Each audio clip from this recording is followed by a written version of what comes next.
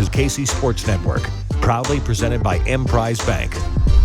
Welcome back, everyone, to the Border War podcast on the Kansas City Sports Network. We are presented by 360 Vodka. I am Jarrett Sutton. I'm joined, as always, by my co-host, Jeff Hawkins. We are starting year 3 of the War podcast. Great podcast breaking down both Mizzou and Kansas. We'll go back and forth. Tonight, we will start on the Kansas side, dive right into it. Great to have college basketball back. Such a fun year last year with both teams being competitive, both teams being in the NCAA tournament. A lot of storylines last year, even more probably going into this year. Jeff, welcome back. How you doing, man?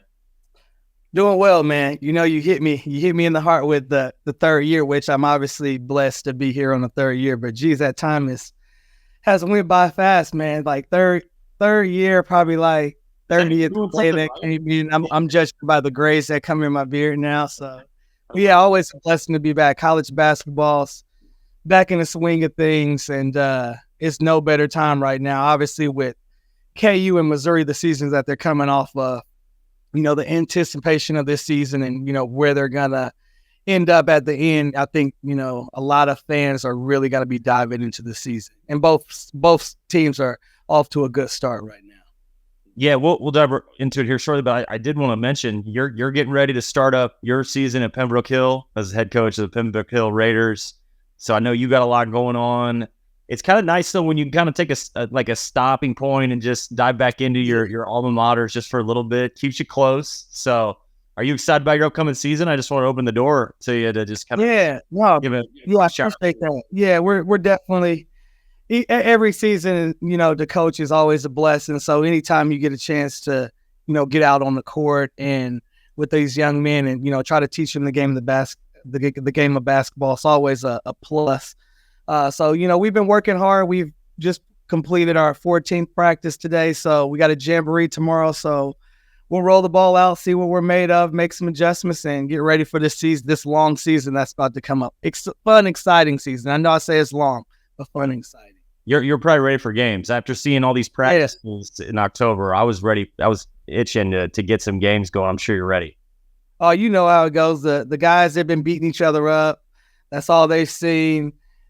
They're tired of hearing our voice to where we can blow the whistle and actually stop practice. They're like, nah, man, we're ready for the actual ref to do that and you to sit back and chill. So I think we're both coaches and players ready to get the games going. Good. Well, we're recording this on Wednesday, just the day after Kansas gets a great win in Kentucky in the Champions Classic. Before we break down the game, you know, Kansas had 3 wins to kind of start the season and you know, one being a preseason game, but really off to a great start for Bill Self and his team. You know, a different team that you know, obviously lost Jalen Wilson and Brady Dick to the NBA draft, 2 really good players. But you love that you got Kevin McCullar back, you got Dajuan Harris back, you got KJ Adams back, and then you get the best transfer in the portal in Hunter Dickinson.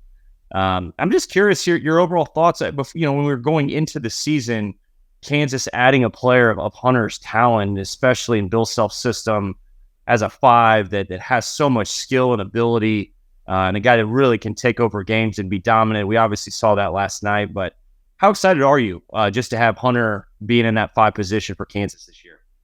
Yeah, I think Hunter has turned out to be a blessing. And, you know, that 5, that stretch 5 that, you know, KU has definitely been looking for, and that inside presence that we've been looking for a while. And I think any questions were, you know, obviously when you come to a school like Kansas, how are you going to perform under the light?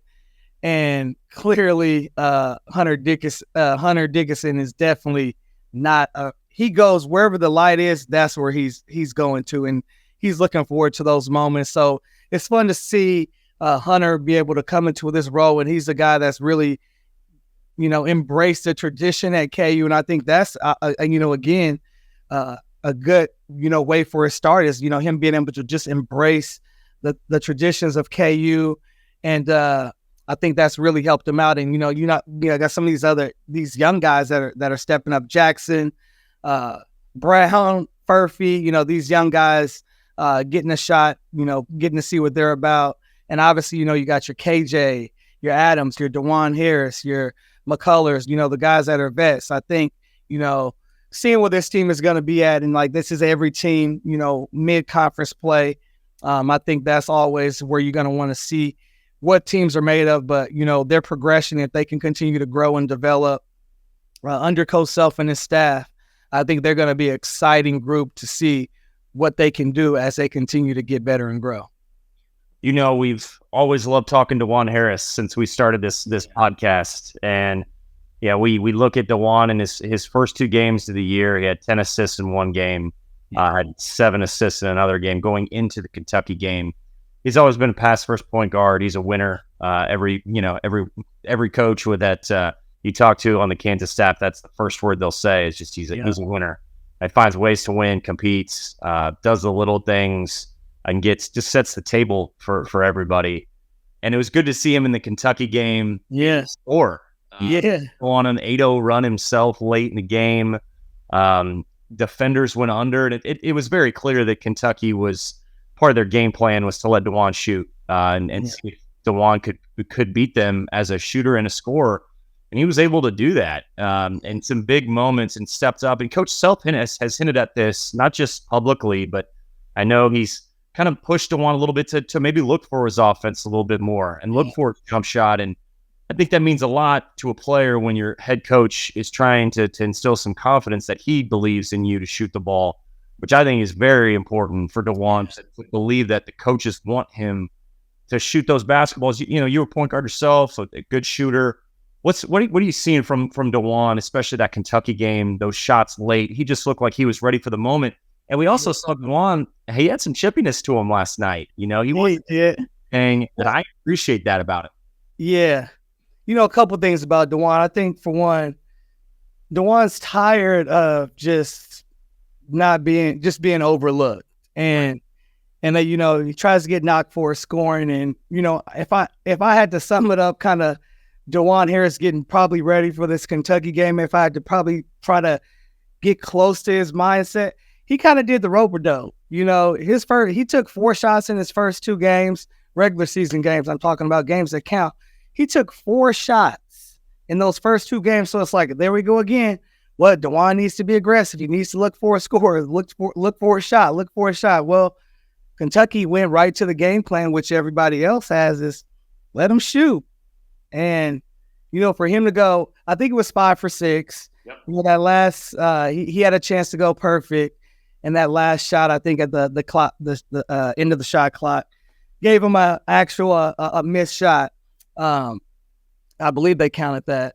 But this is a guy that, I think he's hungry. He's a born winner.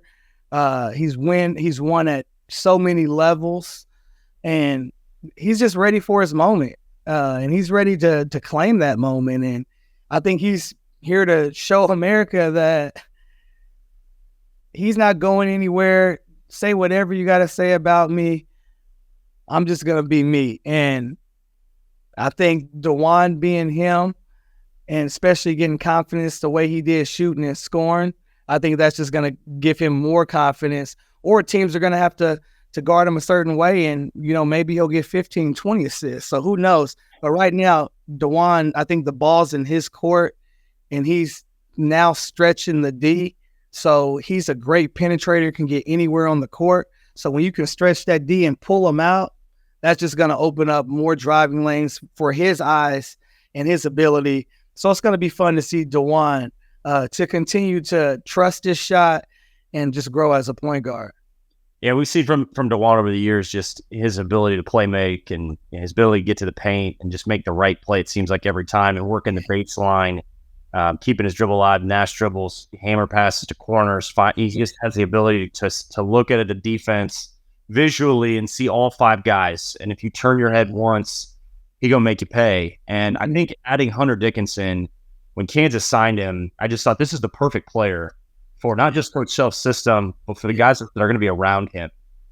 Because I think you have the best point guard, one of the best point guards in the country, arguably the best point guard in the country, best point guard in the Big 12, arguably one of the best centers, if not the best center in college basketball and in the Big 12, and Hunter Dickinson. That's lethal. You can do a lot of things with that. There was a moment last night, and I think Jay Billis might have hit on it like perfectly at the right time. And I was thinking it too, like Hunter was picking and popping a little bit where it was like, just roll. You got to roll right there. And then he ended up, I think Dajuan was kind of re-screening to try to get him on a roll it, and then put a perfect lob. Yeah. Such a great lob passer. You know, that's an elite skill when you can just put balls in windows with great touch, especially as a big where you can just go get it. That's what's so impressive about what those two could be. And then I throw KJ Adams in this mix. I know Coach Self is in 4-game and doing things forward to forward that are going to be really. I think KJ's destined to have a great. He should lead the country probably in dunks. Yeah. Because he's going to have that ability to be in single coverage. Yep. Hunter's a pretty good passer. I just think this could really work long term because Kansas dominated the paint. It wasn't just Hunter either because KJ had such a great night, and obviously Dajuan getting to his floater. They could just really be a tough matchup for teams with their ability to score it in the paint. Yeah, and KJ was my next guy, and this is a guy that's just getting confidence as he goes, and he's looking at it like, man, I've progressed. Normally, when you progress, coverages are a little bit different. They up the coverage a little bit more, and you scout reports a little bit detailed. Well, I don't think you can be as detailed with KJ because, again, you have Dajuan, the 1, and the 5 with Hunter. You have to really focus on to me, those are the top 2 guys. You are really trying to shut down that 1 and that 5, which leaves KJ, again, in that area. Like, well, guys should be scouting me differently. If KJ's on a different team, I'm sorry, he could be. I mean, he could be scouted much differently. But now it's hard to scout him, and he can just kind of float under the radar. Like, oh, you focusing on Hunter?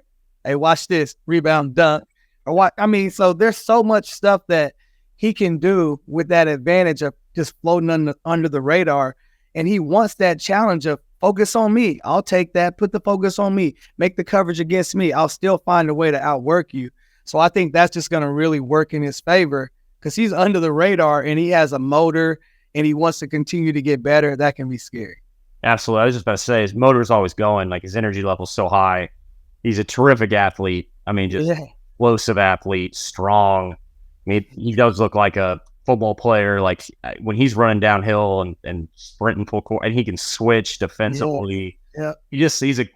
Coaches gotta love him because he just can cover up things with his athleticism. He had a nice tip in, like in transition, late in the second half, where he just came out of nowhere to get a tip in. That was a big bucket. That's just a little play, just being in the right place at the right time, giving extra efforts. I thought, to your point, he looked just more confident to go score. Like just, he was attacking. He got to the free throw line a good amount. I know he didn't make free throws, but he's going to play a little bit more physical, and he's going to have to make free throws for sure. Yes. And it's going to be a part of this season is just monitoring that. He's going to have to stick some free throws, but man, he's an important player and just really does his job at an efficient level. I am curious to get your thoughts too on Kevin McCullar, who is back.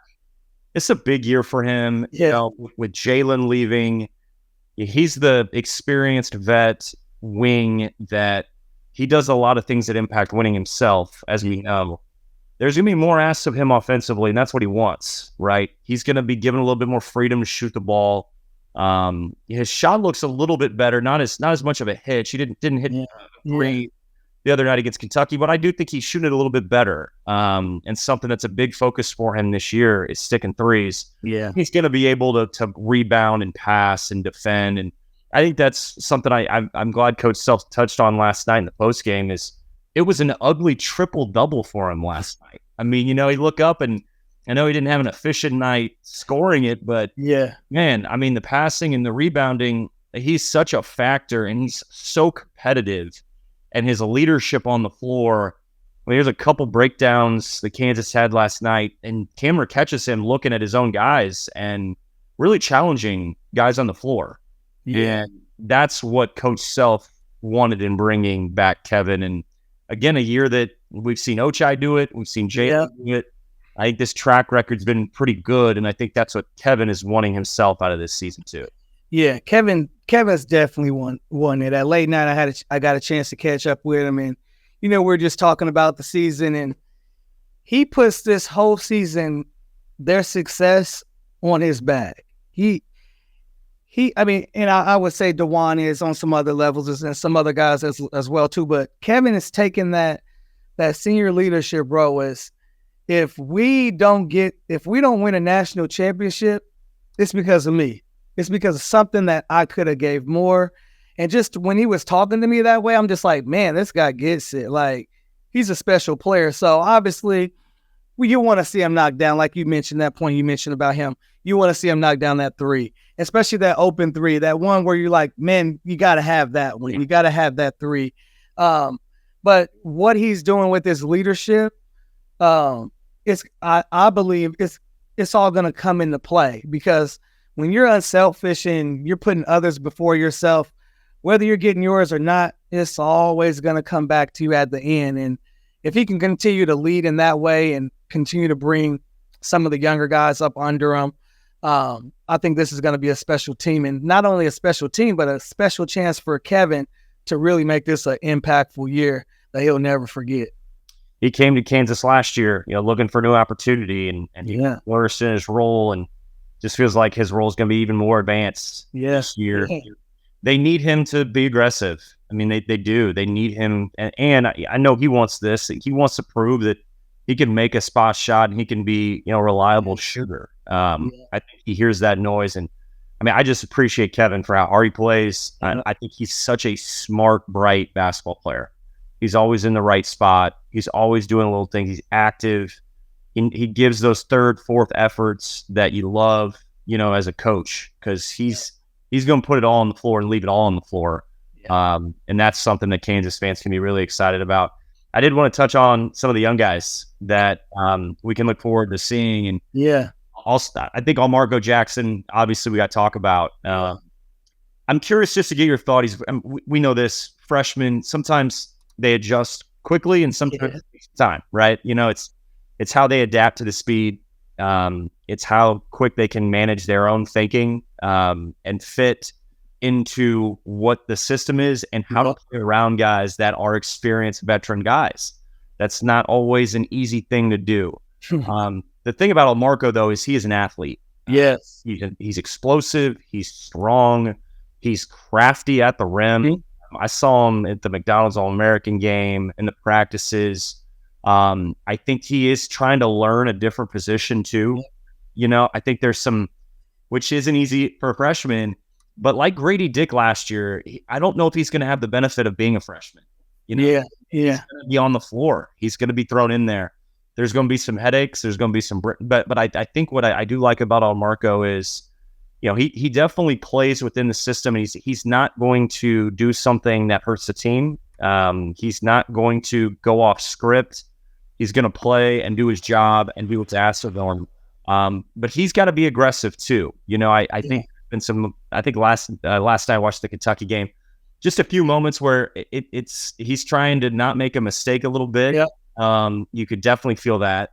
And a couple of times he did make mistakes where he just made some bad decisions. But over time, we'll see where this guy's at come league play, because he's got a lot of talent and he can shoot the ball too.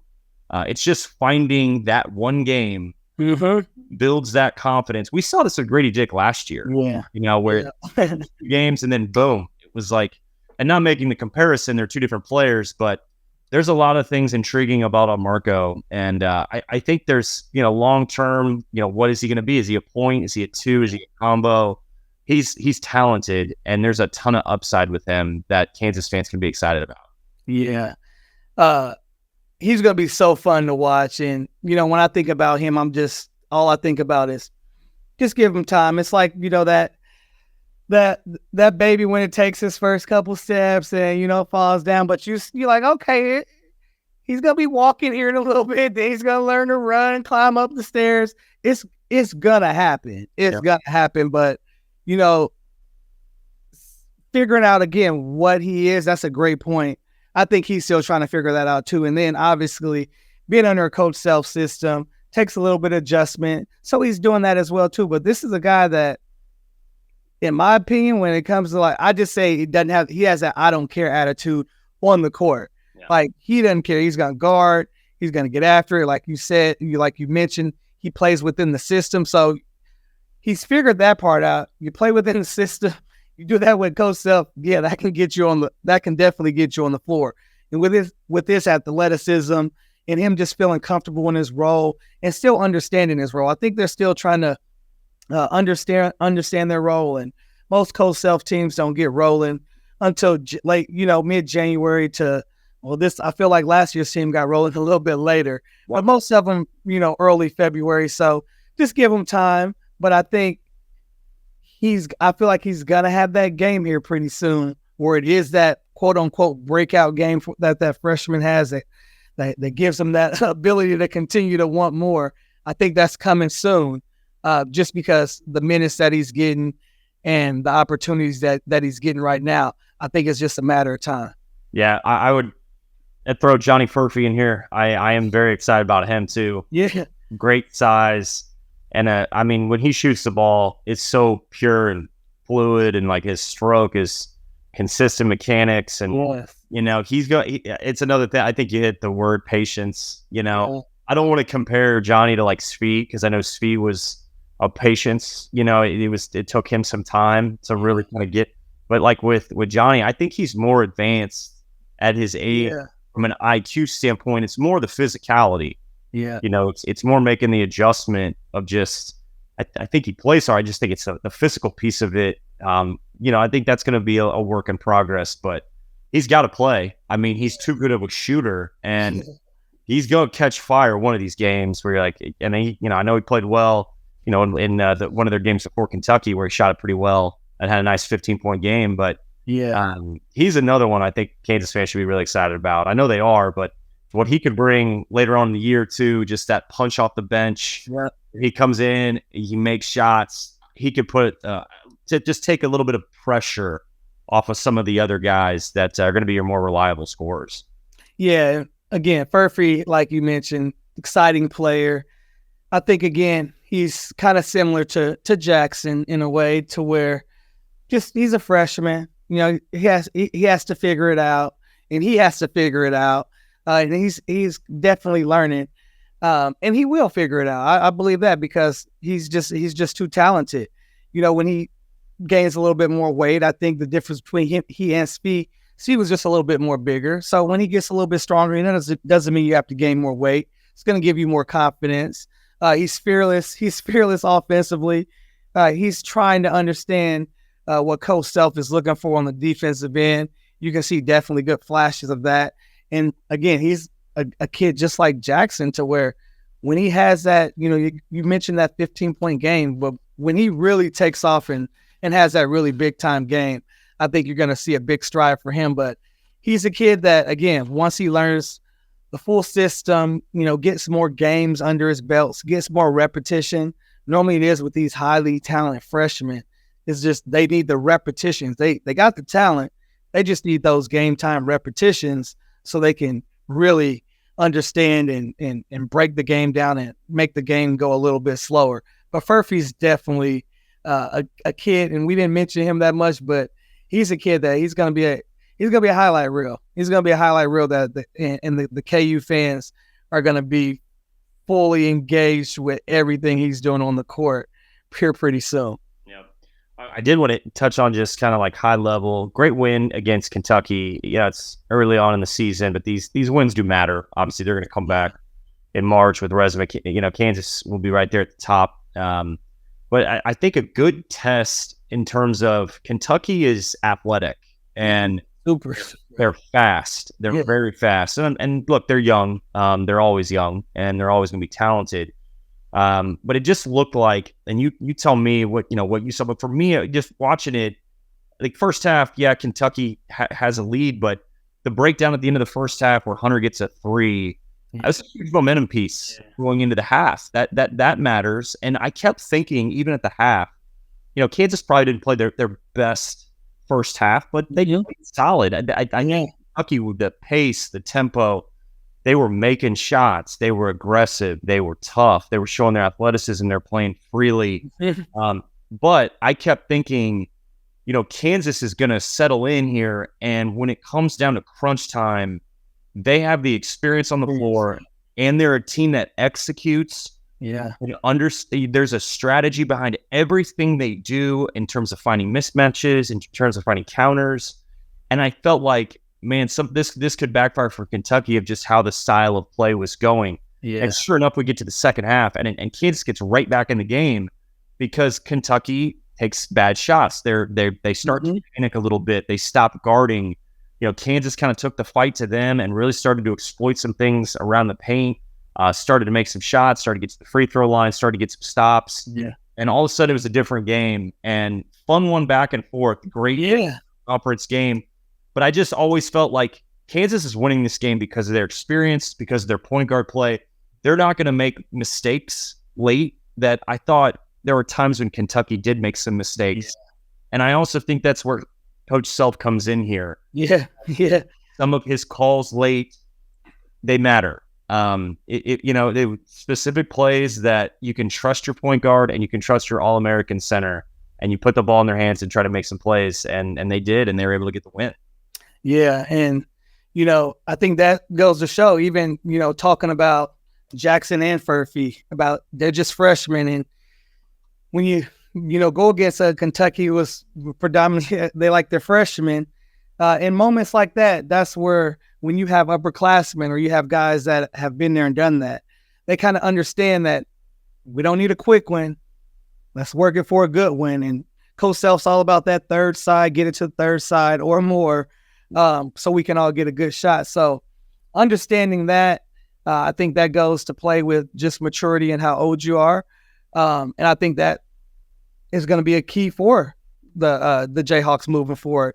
And obviously having Coach Self, who's, when it comes to game crunch time, I'm always rewinding and pulling out my phone, stealing some stuff, or just happily watching, saying, I wonder what they're going to come out of on the timeout. So I know if I'm thinking that, I know the other team is definitely thinking that as well too, because you like to see what he does out of timeouts. And this is just going to be a fun team to see what they do. If they can continue to progress, gel, stay injury free, that's a big part of it. But this is definitely a fun team to watch right now in the making.